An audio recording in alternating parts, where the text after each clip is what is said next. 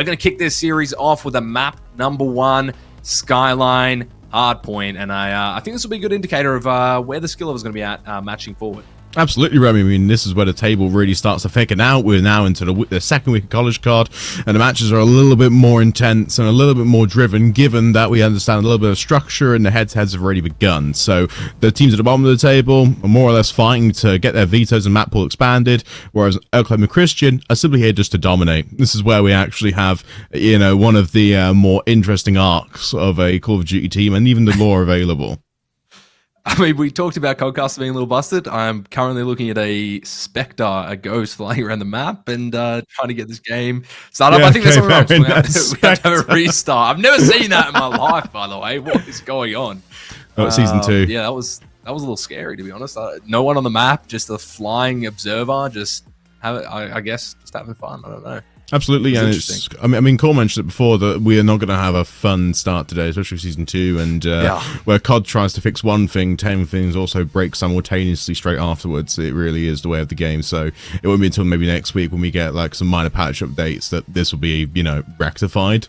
But it is definitely funny just sort of look at and observe from like a, a spectator standpoint, just sitting in a chair, popcorn in hand, and you just see what literally is just cinematics. Rather than actual gameplay. Yeah. Well, I mean, my question is why? Why? I mean, yes, Codecast obviously needed a little bit of a little fix, right? I mean, we've all seen how the numbers get all twisted around and a bit weird, but from what I know, they removed the team swapping mechanic, which has been in the game since, I believe, Vanguard, maybe even Cold War as well, if I remember correctly. What, swapping which teams? is obviously crucial because players want to get the map started, and you just click the button, boop, switches the teams and or the team names at the top, and it's all sorted. But now I believe Jacko has to do it all manually, which is just more time added on top of that. It's slower. There's more chance of getting it incorrect because you're racing against the clock. We all know how players are. Not the most patient people in the world. They want to get playing. They want to compete.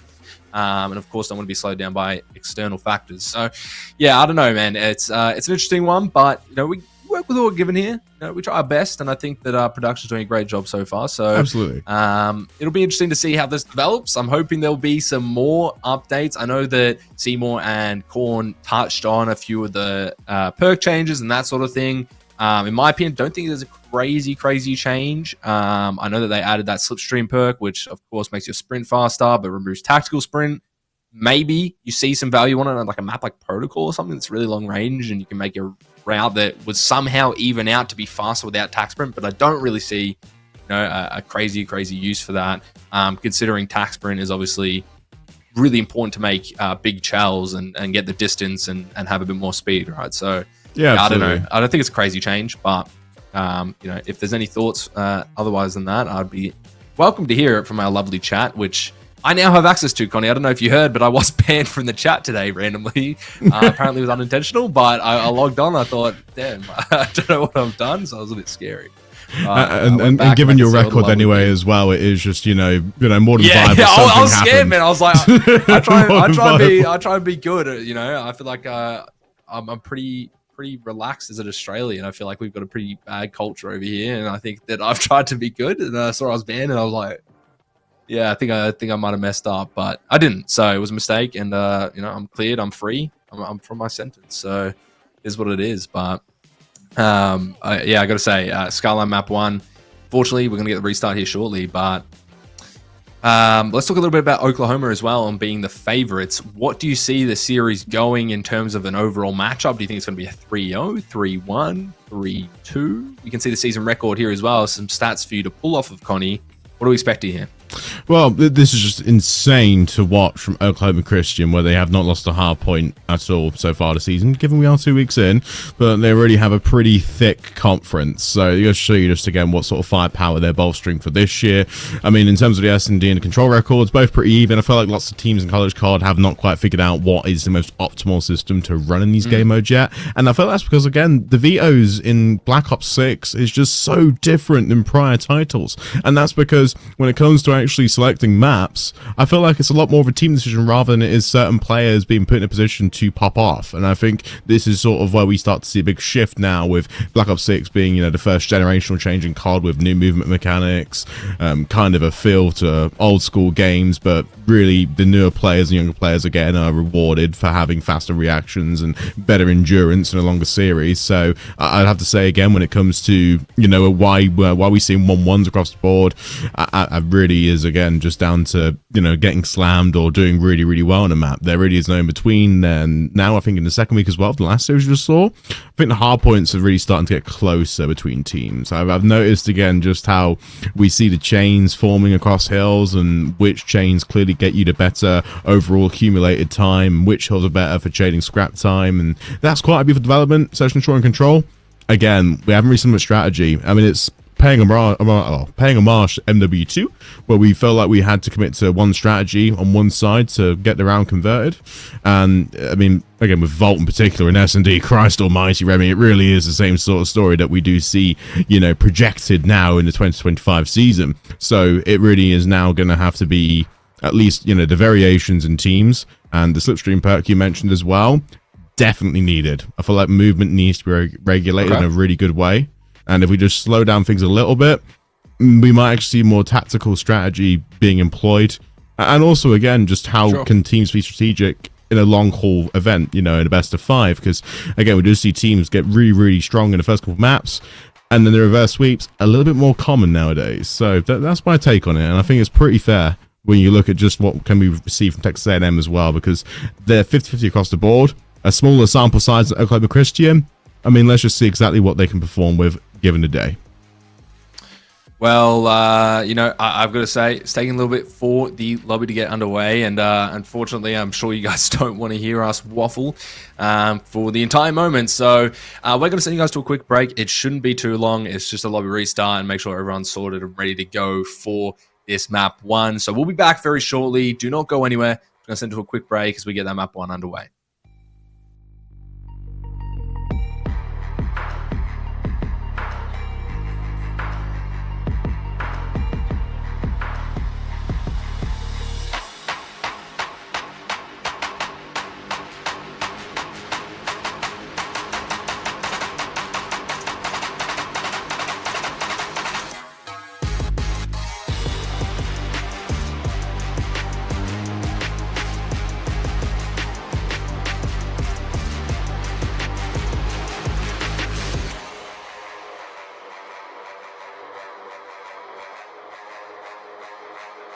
Back in. Thought you would be short. I was correct. We've got Texas A&M Maroon versus Oklahoma Christian, and this will be an exciting one for map 1, Connie. Skyline up now. And of course, our first draw look at the brand new Oklahoma Christian roster. Spark joining the fray of the likes of Cruz, Prada, and Manny. The former major winner, to mention, is making his debut here in the CCL this season. And in terms of the opening hill, Texas take a shocking lead early on. An excellent hole for the P1. And we're seeing Cola already wrap around for spawn control. Big P1 already getting some nice picks. Unfortunately, break needs to come in here as well as those P2 rotations. So we'll be looking towards Texas to try and find some picks over towards that P2 side. Prod trying to get some of those kills through. Not quite. That's 3 down. The spawns flip as well. So an awkward series of engagements for them as they try and rush towards P2 and make some sort of setup. Look at exactly what Texas is trying to do here in this situation. They're overloading corners of the map, which is really a very innovative strategy here on Skyline. Given again the spawns are so close and the proximity to rush from either side of the map is just so tight, you have to again stack 3 players into a corner where an AR might be, or a Publisher might be potentially accrued, just to again conglomerate a beautiful setup. But it's really where Christian now are starting to find the weaknesses and the holes. They're running through mid map, they're pushing 3 players for a corridor early on the nades, and they've gotten here a lovely 30 seconds to play with whilst holding spawn simultaneously. Lone's got the wrap. I mean, Prada's already got 9 kills, 2 deaths, make that a third, but 4 Street crewing for him. The subs on Oklahoma are currently shooting very straight and very well. A nice break to even things up for Oklahoma Christian, but Texas doing a nice job of at least evening things up and getting themselves over towards new, trying to get these rotations. Still a lot of players you have to deal with, 3 to be exact from Oklahoma Christian, if you're trying to get on in here. And unfortunately, it will get dissipated pretty quickly. Koala drops and Cruz gets a nice 2-piece to get them that solid lead.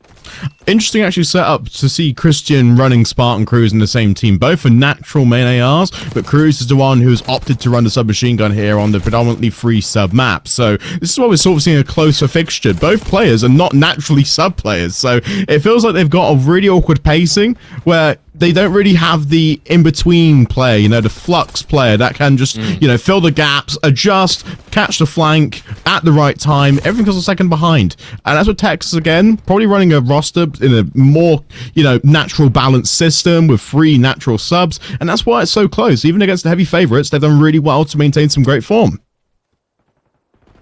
Coming in as well, Koala trying to make this route.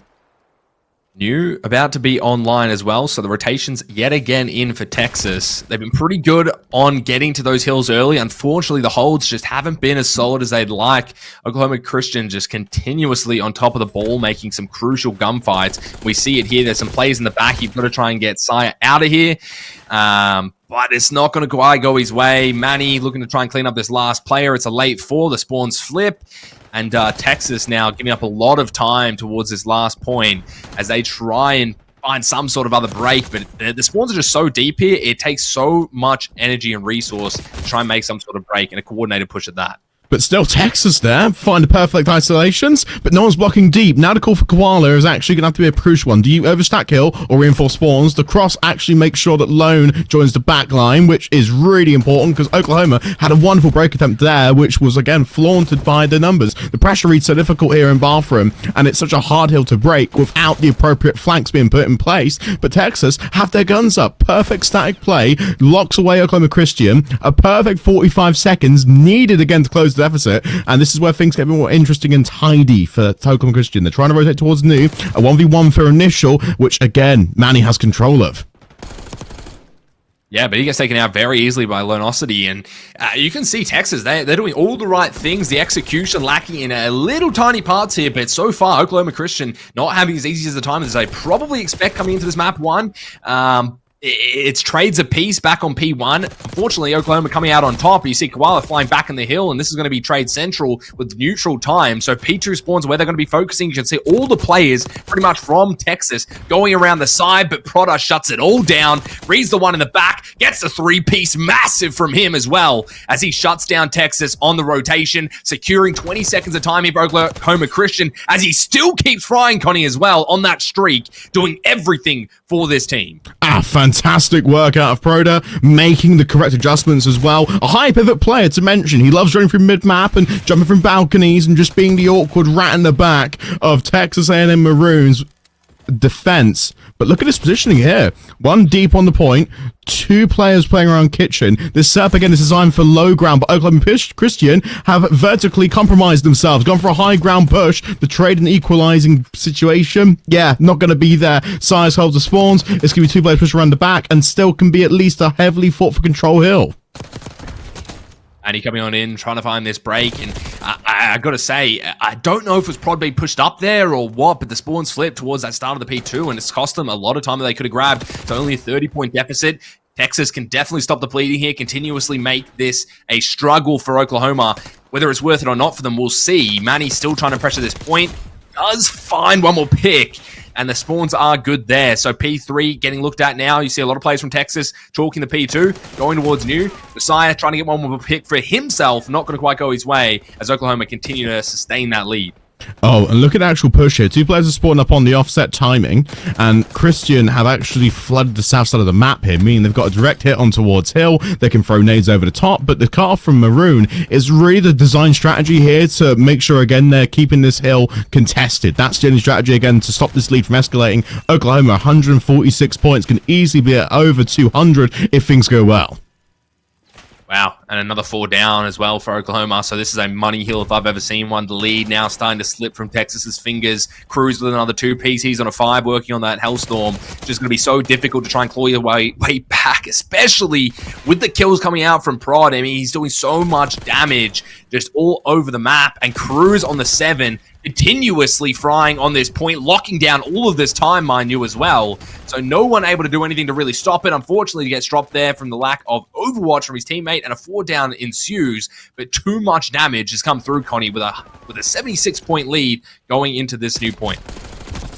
And what we see is so positive here from Texas, even in these rough circumstances. It's Koala's 23-19 now, and he's been a consistent hill hitter for Texas A&M, winning 1v1s onto hill. Unfortunately, the pressure reads the rest of the team are not there, and they're losing the isolated duels. But this is where now it becomes more of an unbreakable situation here. And Oklahoma Christian got enough trophies, the pressure and guard him, and they can hold this situation. But where really Sai has to hold his life is in this open back line here. Spawns are a huge point of contention here, and Texas A&M are very strong in holding this P3.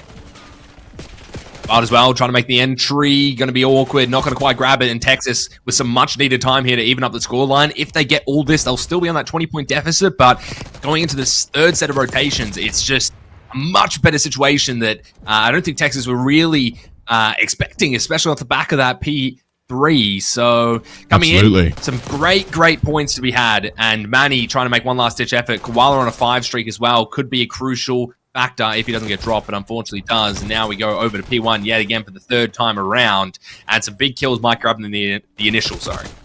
And that was a really mind-numbing hill for Oklahoma. 4 break attempts and 4 perfect holds from Texas. How do we see response in the P1? Well, Sparks actually take the power position straight away, and the crosses are really difficult now for Maroon. They're spawning their kitchen. They have to go under, clear 6 angles, 1 from kitchen and 5 from piano, and it's really difficult now to hold this one. Expect a heavy scrap context here, but what Koala's doing so well, as it's in throughout the series again, he's actually flexing the roles pretty well, mainly on the AR at the start and hitting the hill. Now mainly using the sub and being the roaming player. So this is an adjustment now that Oklahoma have to identify and take him out because their win conditions are slowly changing.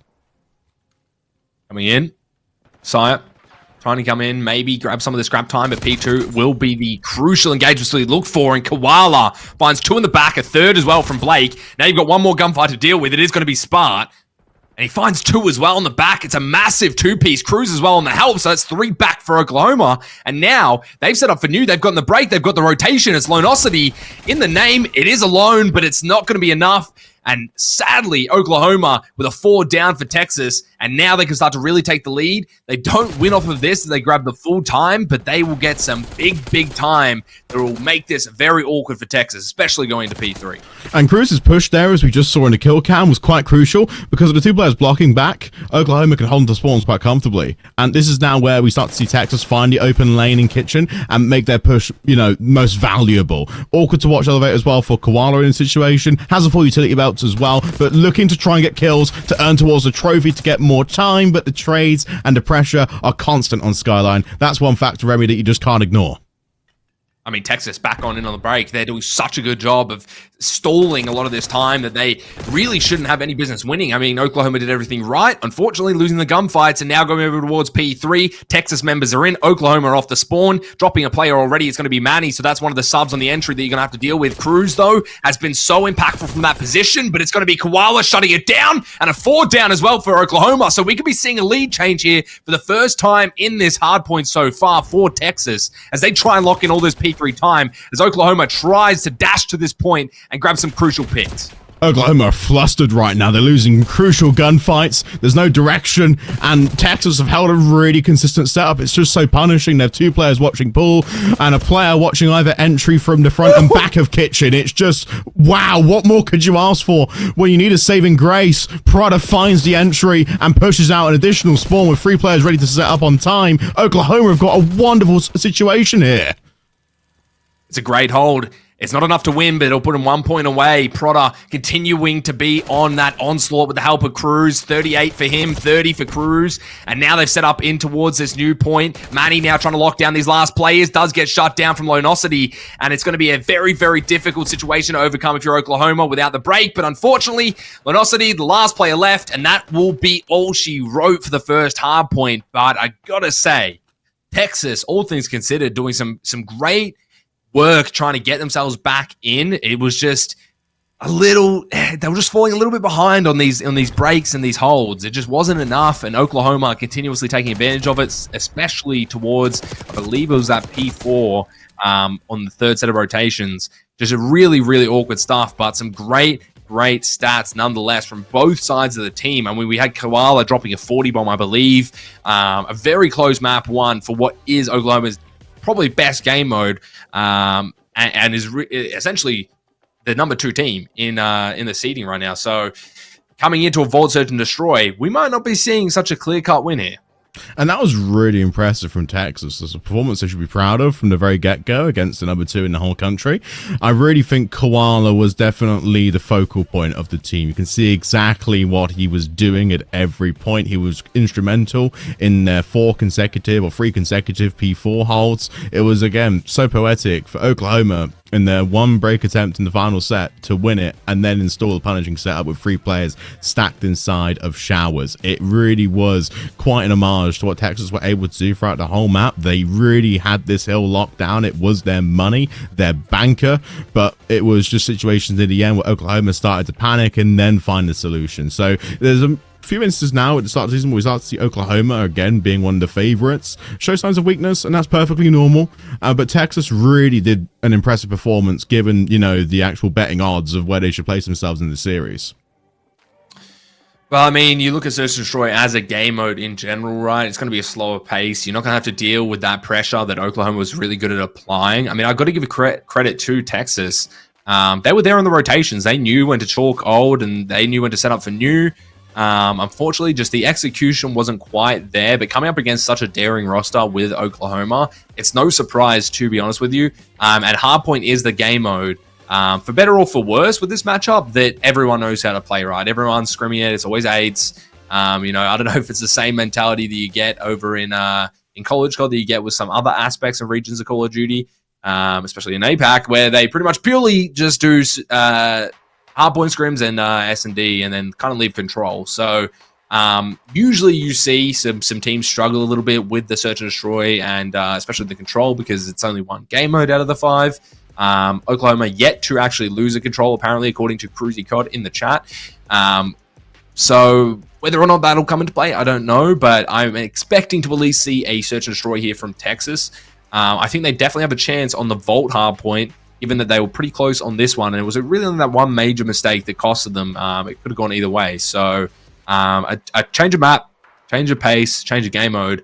I think that there's a lot more going for Texas here in the Search and Destroy, but I mean, I could be completely wrong. I have been before. It could be cast a curse. We'll see. I think that's one of the things really where Texas had a really good idea from the start, and it was the corner blocking, with most of the spawn layouts for Skyline being based in 4 primary corners across each section of the map. They would stick 3 players there and then spread out like a fan directly onto the next hill, attacking from each lane. So their approach to a hardpoint was fantastic. In Search and Destroy, though, this is where we start to raise the ante a little bit, especially against 2 players, Cruz and Spart. Spart, again, as I mentioned before, already a major winner, the inventor of the Volk back in Vanguard. So yeah, this is not someone that you should take lightly when it comes to Search and Destroy. And Cruz again broke out into America primarily with the original team back in Black Ops Cold War with Wiz and Wand, and they would take some of the top prospects to map 5 and S&D. So yeah, these are facts that don't really float around, you know, lightheartedly. They are really, really good. But what Texas probably needs to do in these situations again is identify win conditions straight away. Who are the key pivotal players in the map at what time? The first 2 rounds always tell us the story for the remaining set of who's having an instant impact and who needs to scale up, because near the end, that's where you start to see rounds, at least, you know, at a 4-4 level, go to a 6-4. And the players that are lacking behind suddenly pick up pace and just add extra firepower to the team in all these different ranges of attacks. Yeah, and I think that the biggest thing as well is that you can't underestimate the game plan coming from a Search and Destroy team. I can't remember the teams that we watched in our last cast, but it was really close on the hard point. And then go to a Search and Destroy where it was, you know, completely outclassed. It was like a 6-1 or something like that, and it was Chattanooga. It was Chattanooga. Yeah, Chattanooga. Yeah, and you know, it was exotic. Just it just showed the difference, right? Like, you can have all the gun skill in the world, but in the end, it means nothing when you don't have the right game plan and you don't know how to approach certain setups and that sort of thing. You know, I must say the state of The NA scene in terms of search and destroy is a lot better than we see down in regions like APAC and sometimes in some regions of EU, but it's still something that comes into big effect, and we'll see. Oklahoma, of course, having such a wealth of experience with both Cruz and Spa that I think that they can bring a lot to the table here in a game mode like Search. Whether or not Texas can respond, we are about to find out. So map 2 coming up here, Vault, Search and Destroy. If you're just joining us, Oklahoma up 1-0 with a close hard point on Skyline. Now we're going to see Vault, Search and Destroy. It will be Oklahoma on the attack and Texas on defense. And already Texas smash it towards A. Oklahoma with some set utility to clear information. Nothing connects. And wow, a beautiful peek from Proda. The first blood is drawn. And already the setup is really spread. And maybe Proda in his life here is more valuable than you think. Has to hold it in order to keep the pressure off. And that allows Manny and Cruz to close the lanes. Okay, fair enough. What an opener. A flawless round for Oklahoma. And yeah, we already had some glimmers as to what to expect in the Search and Destroy. And I already alluded to the fact that you can't overlook certain players. But really, Proda, I think we failed to mention him throughout the series so far. An impressive hardpoint opener. A rookie for the team. And in this instance as well, from the setup, just a key impact player. Definitely one of the more directed players from the likes of Spartan Cruz. And again, they're placing him in such great positions. No, I'll give it a stack. I was on that product glaze in the first map. He was doing everything on that sub in the Skyline. Coming into the Search and Destroy as well, having just as much impact. But yeah, I mean, literally you said it probably best, just okay. That's just what happens sometimes. An absolute flawless round coming on in. Dive in from Prod. Oh my God. He's got a cape. Sparty as well gets 2, but it's 2 off screen. The least gets grabbed back from Texas. Cruz and Manny going to drop now Spart. So a 2 versus 1 for the man himself, the man of the hour, Prod, now against Josiah and Lonosity. And they're just going to run into his crosshair. Unfortunately, doesn't get that gunfight. Wow. The deep slide comes into effect. I thought it was all she wrote. They make me eat my words. 1-1, evened up with a very crazy round. And a very dangerous push from both players as well. I mean, this could have gone either way. Safe to say that Sire was on 5 HP in that gunfight. And definitely some, nervous tension in the comms now following that round, because I feel like in a 2v1, they really wanted to try and isolate the player. He was playing position again with the 1 exit and choke point locked off with the submachine gun that can get those 2 players. Just unfortunate that the bullets didn't register, and the deep slide, like you mentioned, was just timed to perfection. Now, Oklahoma Christian on the attacking round, floating towards A. A&M actually go for more of a spread setup with a less of an overloaded mid, so Oklahoma can push through this comfortably.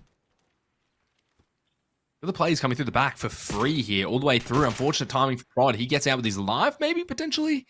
There's a player there to trade, if needed. And a 3 versus 4 right now. Some good patience from Blake, not over-aggressing, not overextending. And Sire has some sort of information here that there's a player top as well with the bomb planted. So already, very awkward series of engagements up and coming. You've got Sire really on his own. Look at the 2 players, 5 and 7, across the map, trying to find some sort of value here. And it's just a really awkward time ticking down. You don't have a lot to work with. A final engagement comes through from Josiah. Spart now over pressure, so it's left up to Cruz in a 1 versus 3. Has to check the bomb. Has 15 seconds left. If you can get the diffuser off, shortly maybe you see some sort of impact. Some big shots coming out. 9 seconds. They've just popped the defuse now. Cruz finds 1. Not quite the second. And the defuse will come through in the nick of time for Texas. But a very scrappy, albeit 1 round from Texas to lead 2-1. It was a really high pivot post plant as well for Oklahoma. They rushed back into spawn, hoping utility might be the favorite, but they gave it side control, and Cruz in this situation had a lot to do. There really wasn't much room. In a 1vx situation, I feel like they're more pointing towards, question marks, Oklahoma, and why were they put in a 1vx situation in the first place? Well, simply put, again, high pivots don't work in the post plant. Never do. Never do.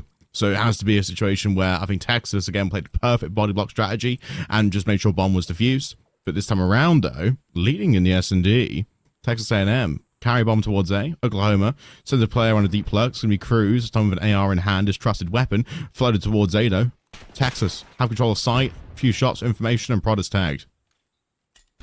Spart draws first blood. Second coming from Cruz as well. So 2 players dropped already from Texas. A very split offense. Might cost them very dearly. Rod comes on in, finds a third. Lonosity surely drops after as well. So very awkward, very flat round from the side of Texas. Not really much going for them. Oklahoma just completely shut everything down. I don't think you can really afford to be too isolated against these teams and making, especially on offense, Connie, they try and set up what you would see in like a tactical shooter like CS or Valorant, where it's like a default and you're trying to work for picks. I don't think it's going to be quite too successful because it's just too difficult to get those players traded on those long range engagements. And I think that's what we saw. Yeah, and it's really much a tracking score there for that situation. When it comes to the actual crosshair adjustments, moving it, from A to B on the screen. Yeah, difficult to actually say how we could improve here for Texas, but Oklahoma, again, relying a lot on Spartan the First Bloods. That's their condition for at least getting these rounds converted so far. And wow. This time around, a new grouping strategy. Proto and Manny, the submachine guns, teaming up to actually open up the back line. Force again a rotation from Texas, and look at them positioned in mid here. Bomb is dropped, and again some tags from Oklahoma open up even more space for Prod to run free. Oh, Prod getting a little over aggressive, somehow gets out of his life, finally gets traded, but Spart finds two amongst all that. Looking for a third as well. Shots are in, not quite enough on Lunosity. It's a 1 versus 1. He's weak. Will drop, and Oklahoma find themselves another round. And I've got to say, that strat, we did see it briefly with only 2 players last time, but they are working that kind of cat side of the map really well, able to send 3 through.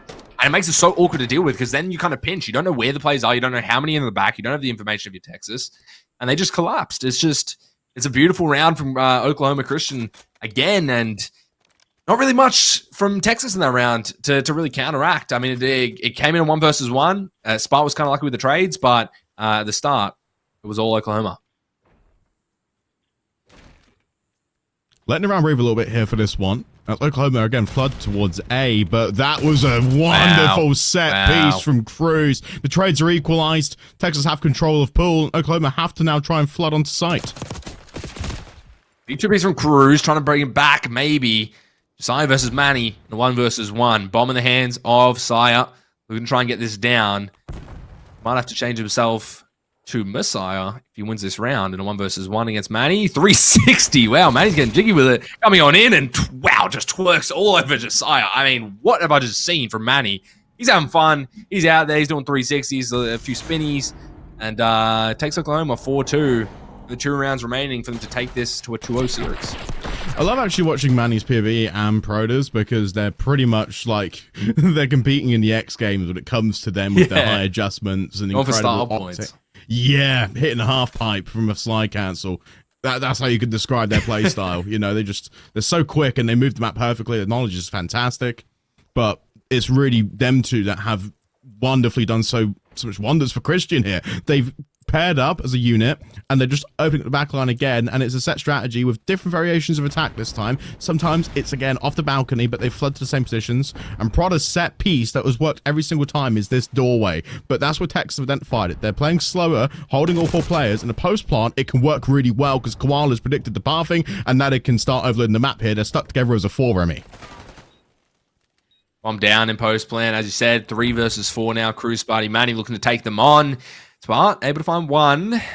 Now 3 versus 3. Time ticking away for Texas. They need to find some picks. Manny in a very exposed position here. Might catch someone off guard, though. It's a very big off angle. Does work out. Able to find that pick. Now a 2 versus 3 for them to try and break on in. Koala and break. 18 seconds goes for the accidental punch. I think trying to pull out the knife. Didn't quite go his way as Spart tries to rapidly get this trade. There's only 12 seconds left, though. Blake versus Cruz 1v1. Cruz knows he can wrap around. Play this time. Has plenty of time to make it happen. Coming on in. Trying to get the knife, misses for a second. It didn't quite come through, and Texas will fall. So Oklahoma match point 5-2, and looking pretty solid here in the search to destroy. Again, very competitively in the early moments of the match, but Cruzy Cod with the Minecraft spoon. I don't even know what the hell this thing is, but bottom right, Remy. Look what it's called. Yeah, I'm looking at it. It's a ladle, which is essentially a big spoon, but it's made out of little pixels and blocks. I don't know. Call of Duty's gone wacky these days. We saw Nicki Minaj in the last COD, now I guess Minecraft or whatever's going on here with the addition of Squid Game. So COD's in a crazy state, but we're on match point for Oklahoma. Let's see if Texas can at least stay in this.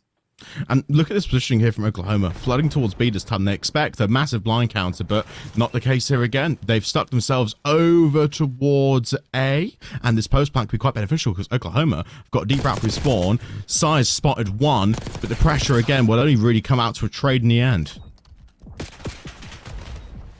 Yeah, big kills already coming through. 3 versus 3. Post plant in effect. At least Texas with the upper hand here has to work down this time. Has to try and whittle down whatever resources they have. RC invested from Prod gets it killed immediately. Not a lot of information gained either. So now Manny has to try and break on in blind, and they get cleaned up. Texas stay alive for another round and at least make this a little bit more exciting. Still a lot of work to do, but I mean, Oklahoma looking a little behind the 8 ball in that round. Maybe this actually is one of the more impressive showings for Koala in this map. Definitely, again, the set strategy from originally the break-off, that worked so well. They got blessed with a ships in night situation where they had the free sight, but they stuck all 3 players in there. And it feels like, again, Oklahoma have to time push perfectly to even, you know, get trades. If they go 1 by 1, they're immediately dead. And Texas, again, just hold on to the most popular strategy in the post plant, which is, you know, bunkering up on A and sticking a barrel in every single choke point. But this time around, though, Oklahoma Christian floated towards B. They're tentatively checking every angle because they know, again, Texas and the rounds that they find the bloods on, again, are towards A. So this right here is a deep fake. And look at where Texas are positioned. It's going to be a free plant and post site, and they're too distracted by the submachine guns of Oklahoma to even have anything to do about it. And up top, able to trade it out. Down players, post plant in effect for Texas. Koala has been so impactful in the hard point, doesn't come through here. Shot punch, we haven't seen that since BO4. But unfortunately, Lonosity still has to be dealt with. It's a 2 from him. Now 1 versus 3 to keep them alive in this map. 27 seconds left on the clock. Doesn't have information on the last player, but definitely knows where he might be hidden. It is Cruzy Cod. He likes to play on those balconies. He's trying to slide out. He's trying to get this angle. Cruz playing patient. RC now getting invested, but it's behind the balk, trying to jump over. And it's a great strat from Cruz because he can just continue to try and stall out this time, but unfortunately, it's not enough. A great attempt from Lonosity. Oh my The RC, though. Wow. What a play. What a play. I love it. You cannot write around like that. It was comical. What was Cruz doing? I mean, it worked. It's genius, but how annoying must that have been? Luminosity to even see from his POV. yeah, just seeing this little car hop up and down, doing B hops in the bulk. You take a look at the rounds as well. The only one by Diffuse. So the rest by Elims. I mean, does the RC blow you up? I mean, that seems like a stupid question, but for some reason I feel like in this code it doesn't, but maybe I'm just faded. If it does, that was a little bit risky from Cruz, I gotta say as well. If Cruz would have died from his own RC car, it would have been... that would have been absolute for the team cinema. That would have been cinema. I'm sure a college card, classic for years to come. But great map. I mean, Oklahoma know how to make it fun. They know how to make it exciting. Still looking pretty comfortable, unfortunately, for Texas. But coming into a control, maybe we see something a little bit different. I hate to be the Debbie Downer, but don't think it's going to happen. I think Oklahoma taking this 3-0. But I got to say, no matter what, I think Texas have had a great showing here so far. Both teams undefeated. One has to take the L. One has to put that 1 next to the 0, replace the 0, sorry. And I think that's going to be Texas here. 2-0 up now in the series. Oklahoma looking very solid. And we go to Vault again. Well, it's a triple Vault if it goes to map 4, but a Vault control, I don't know. I think Oklahoma are going to be looking pretty good. Yeah, no denying it. And we actually look back on the overall rounds again. All of them were pretty much won by Elims. And that's kind of what Oklahoma want to keep against a team that is down the pecking order in comparison to them. They don't really want to give away too much, but at the same time, they just want to show off their raw power. And Vault Control, we already had a message from Cruz beforehand that this map, again, is also one of their favorites, and they're a pretty damn good control team, Oklahoma. And this will see them out for the 3-0 if it were to be a very much, whitewash map. The entries I see for Texas A&M in this situation is just allowing Koala to be enabled a little bit more and even allow him to pull out the AR at times. And control on Vault, it's nice to have the second AR up in different positions. I mean, especially on B, especially when you do the A to B conversion on the attack rounds. The second AR, again, can still float through mid comfortably, but it's just more coverage on the outer lane. And even, again, dealing with pesky ARs and head glitches that Spartan crews are going to do. I mean, I'm just looking back as well on the stream, a little bit distracted here, but I'm just curious to see what happened to the RC. I cannot believe if it does kill you, which, I assume it would, it didn't actually kill him. I'm surprised because the RC was actually jumping up like backwards behind the draw there that kind of covers Cruz. And friendly fire's enabled as well. Yeah, true. So, I don't know. It's just, I would have thought that it would have blown him up, man. I don't know. Maybe a bit lucky there, but I would love to see it. Honestly, not praying on anyone's downfall. I love Cruzy Cobb, but honestly, I would have rather the alternate reality, the time stone to show me, the fact that Kroom, what am I saying? Jesus, get me off the cast. Cruz gets blown up. And I gotta say, fun map. Coming into the control, we might see more moments like that. I'm expecting to see it. We'll see. I don't really have a lot to say about the control in terms of how it's going to go. I don't want to repeat myself or anything, but what do we want to see here out of Texas if they're really going to take this? Like, we've seen how they've performed. We've seen that they have the gunny. They have some nice strats, all things considered.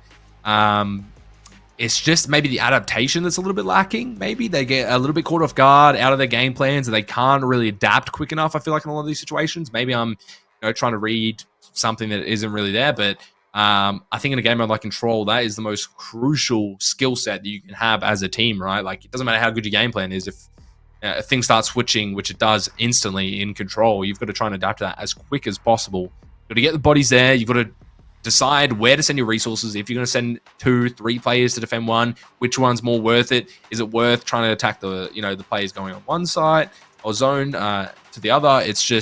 It's all that game of kind of back and forth, almost chess and way, where you're just trying to tally up the numbers and make plans accordingly on the fly. So I don't know if I see that ability in Texas. We'll have to see on the actual map, but from what I've seen, I think they're going to struggle here in the Control. Yeah, that's understood, and it's just given, again, the actual sort of seeding of the story for the entire matchup. But equally as such, Koala's very impressive. We can't take away from what Texas A&M's star player has in his back pocket. Incredible on the submachine gun, a primary entry, and has to be the focus again for the Control, where entries and traded kills on points are just such a huge importance, especially when it comes to, again, setting up a team for a full stack ready to convert a tick, or even setting up a team again to deplete time and then push out to try and spawn trap the attackers. I mean, Koala in this situation on Vault, gonna have a fun time, no denying it, but can he coordinate the right calls at the right time and try not to overstimulate the rest of his teammates? That's kind of the key thing here of these high-looking sub players. They're communicating everything, and sometimes all the information in the comms isn't that useful when the AR just simply has to hold a static position and just relax. And that's where the pacing is always going to be the biggest confusion, and that's where Oklahoma Christian spot this during the different points in the respawns and capitalize. Well, let's have a look. Map 3 now underway. 2-0 up for Oklahoma. And looking to get this third map for a quick 3-0 in the series. Both teams undefeated so far, so unfortunately, it's going to be a tough one for Texas taking this L, but plenty of games will be played throughout the regular season. And Oklahoma continuing to assert their dominance so far in this series. And I got to say, a Vault Control yet again. It's going to be an exciting one regardless. We saw Koala on the hard point, looking good, dropping a 40 bomb prod as well, doing some good damage. Cruz, I think, dropped 30-something, and I think Pro dropped 38. So we're going to see some exciting gunfights here, some big numbers, and hopefully some great Call of Duty. I can't really expect too much more than that. I think that Texas really need this map to stay in it, obviously, but yeah, it's a tough matchup for them. Absolutely. A top-of-the-table clash that was set to be historic, but has turned out to be Oklahoma Christian, ensuring their form last year was not a fluke. They are on for a 3-0 in their second week of matches here against Texas A&M. Koala has to be the pivot for this team and has to create the most chances. But, I mean, Manny's emoting. What more do we need to comment on, especially when it comes to Oklahoma Christian, and where are their minds at right now in this map? Coming on in, 2-piece for Texas to start things off. Back at it again with Cruzy Cod, the man himself. Coming on in with a nice attacking round so far. Tick now coming underway. Cruz with a third for the round. And another player gonna drop from Texas. And so far, A looking as free as could be. And you can see that Oklahoma are starting to feel this control already getting that flow state. Second tick almost underway. We do get the second tick, and not a lot of lives lost for Oklahoma either. And now we're just starting to see Texas, funnel their way into the hill. Ideally, though, Oklahoma Christian have to send at least one player sub on a rotation. They're stacking up really static here to try and make sure they convert the A. Given the life lead, though, again, this is where we start to see more impact from Spart and even Prodder. They've pushed out of hill. They're going to ensure their teammates are filling time ready to chain new, and that's really where Spart can hold his life here. The van's blown up, so utility's useless, and we're not seeing Texas A&M thrown it there before utility belt gets to this position. Spart fires a few shots at him, and they're just too scared to throw it. So it's just ensuring gathering more time now in the first third on B. Yeah, already applying that pressure. It's the adaptation I was talking about. Can Texas respond? They can. 4 down. Back to the spawn we go for Oklahoma. Now you've got that clear onto B. You're looking good, and another break needs to come through from Oklahoma. And it's one of these things as well, we see it quite often in MW2 back in the day in Al-Bagra, where teams would just do mathematics and play for the round 5, and, you know, it'd be 8 lives aside, they just wouldn't engage each other. I feel like now with 1 minute 50 on the clock, and now down to the 1:35, Oklahoma Christian can actually sort of play the strategy. They've got the room to do it, and the life count to do it as well. But given that Texas A&M are just ensuring a spawn trap, they're just sapping away, and they take the lead in the life count. Going in as well. A lot of plays trying to split the map for Oklahoma. Not quite getting the value they want. You've got that player, Koala, in the back line being an absolute nuisance. We talked about him in the hard point. We're going to see him here again in the control, making this very difficult. Josiah up top as well with a 4 streak. Now gets naded from Cruz. Gets out of that top position, but you've got to deal with Koala. You see a player trying to deal with him in the back line. It does go their way. Spart actually going to get that pick. It's crucial to open things up for Oklahoma. 9-9 per 4 teams in the life count. And now they get themselves in on the B zone. Prod with a massive 2-piece to open things up. And look at that read on the flank as well from Spart. That is crucial. And they might get the 6th tick that they were looking for. And Oklahoma with a brutal offensive round that really Texas had no answer to. And it's just one of the more interesting attacking rounds. I've never seen a setup quite like it. I mean, Spart was pretty much posted on top of Van with an AR, and it's just, again, a really bold strategy. If you were to lose him, you get information on where the push is coming from for the players behind pillars, but it just would be such a difficult one to be on the, you know, numbers and pressure, given the spawns right here for Texas. I mean, they just had the insurance policy, put full trust in Prada, and it worked wonderfully. An attacking round that's not your traditional in terms of what the setup should look like on B, but still fantastic. And they beat the spawn trap as well, where Texas really zapped the lives away. Now we flip the sides around as Texas got the attacking portion, and Oklahoma already have some strong contenders here. Cruz at 9 and 6, and every single player is on for a streak at different points in the kill chain, Remy.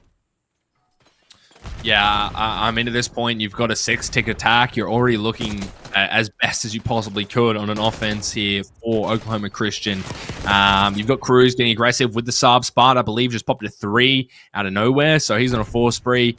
A good little push from Texas, though. It does open up this A zone. It's just so difficult when you see the presence that Oklahoma can apply here in every facet of this map, time and time and again. It just makes it so difficult for Texas to really grab any crucial progress. They've got the first tick coming underway here, but it'll be shut down maybe momentarily by Spart, continuing to try and apply as much as he can.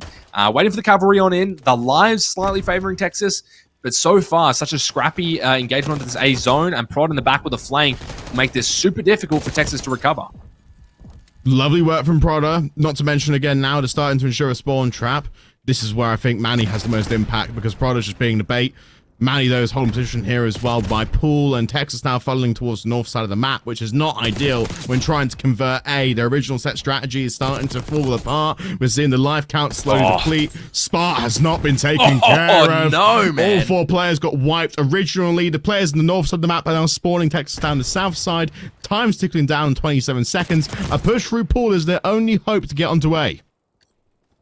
Spart himself dropping a 3-piece out of nowhere in their spawn, cost them a lot of lives. Now they've got less resources to hit A with. They've got 20 seconds left, trying to get the 2nd tick. This offense crumbling underneath Texas, but we might see some time added to the clock here shortly. Koala, the last player left, catches 2 going through the back, switches to the AR. Prod in an awkward position as well with that pinch from Josiah, but Manny comes in swinging, able to find the 2-piece, stop the clock, and at least stop the lives coming through as Spart continues to just rain down these AR shots, even with the pistol. No fear as Cruz is in the back line and tries to make the pinch. They do at least get the A zone. That's time added to the clock, but 7 lives is what Texas has to work with on an incredibly difficult zone to capture.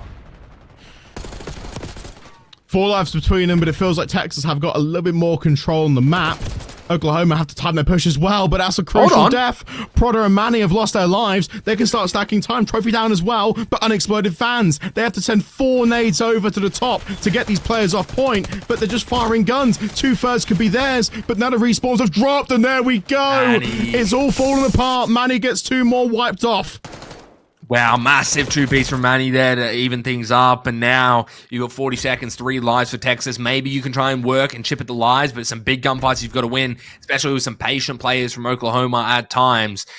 It's not a done round quite yet, but it's looking pretty dire for Texas. They need a second win here, and given that, they will start round 5 on an offense regardless, given they don't get the 6 ticks. 2 kills do drop their way, though. So 4 versus 2, essentially, it's a 3 versus 4, like search and destroy. 20 seconds on the clock. Spark grabs the last player, though. And, yeah, look, that's tough.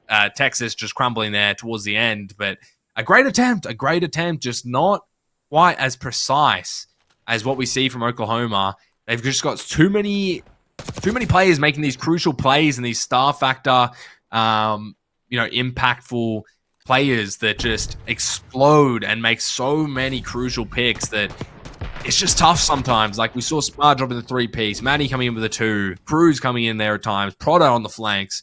Like when you've got all this to deal with, it's just a tough time for Texas on control.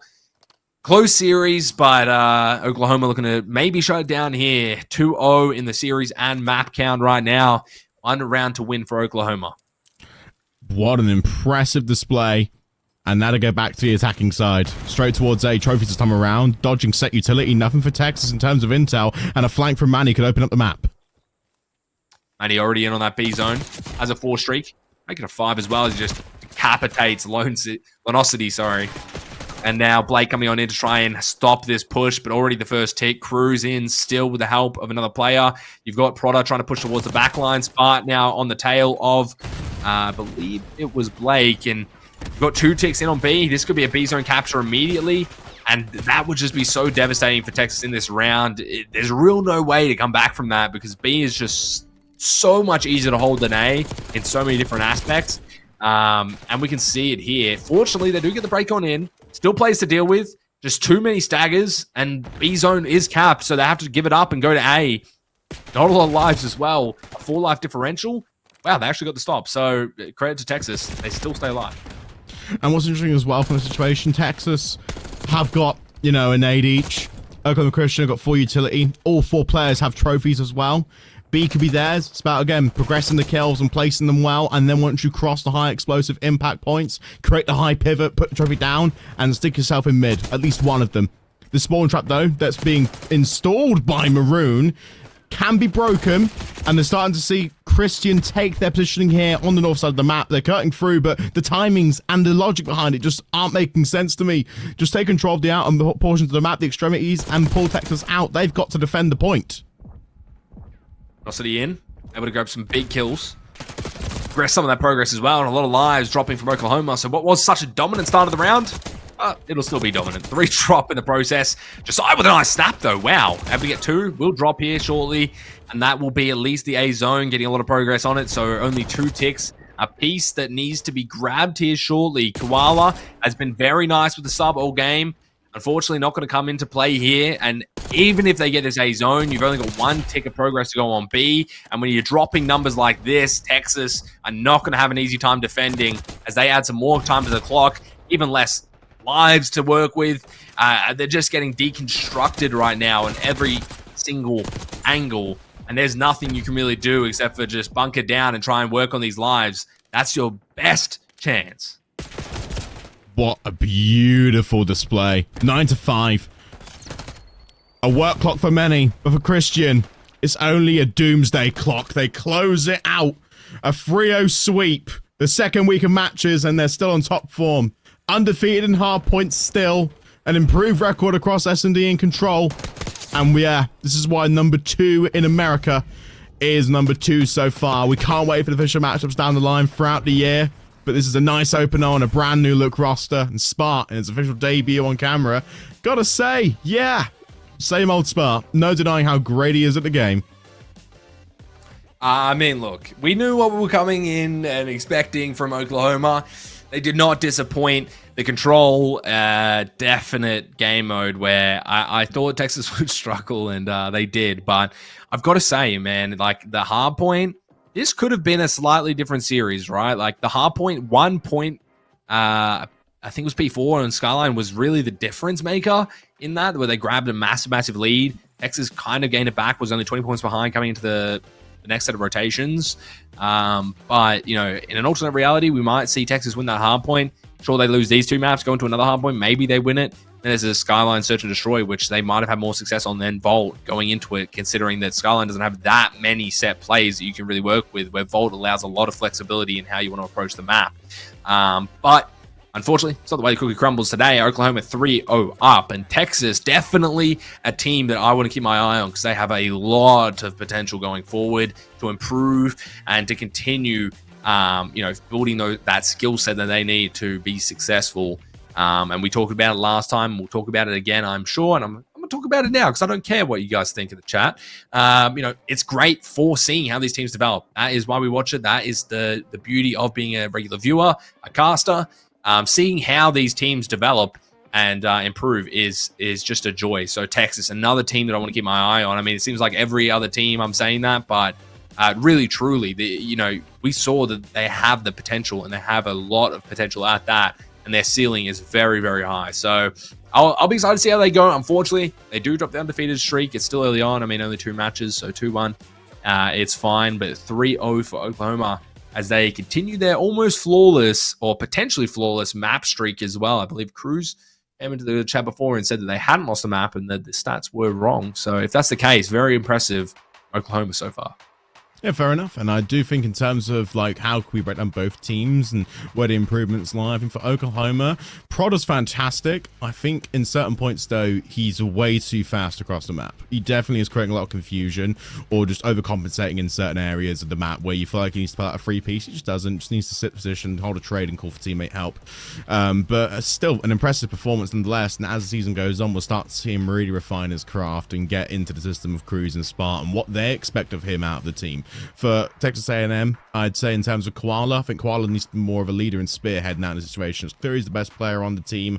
He has high impact in, you know, pivotal, tradable areas. Even on contested points, he finds so much comfort, which is a really hard quality to find in Call of Duty. And I'd love to see him in challenges as well and just see how he can perform throughout the year because he has got some great quality and potential to go to the very top. But it's all about just, again, in this situation and setup, bringing the rest of the team up along to his level and just starting to employ some good practice systems and getting back in the scrim room and trying some new things out. Again, it's very early on. They have some things that work, but your first test against top team, great at hardpoint. S&D, of course, could be polished, and the control again on Vault, well, there's only really a few teams that really can win attacking rounds on it, so I wouldn't take it really in such a heavy heart. I'd say more look at the optimistic side of things and really push yourselves forward, guys.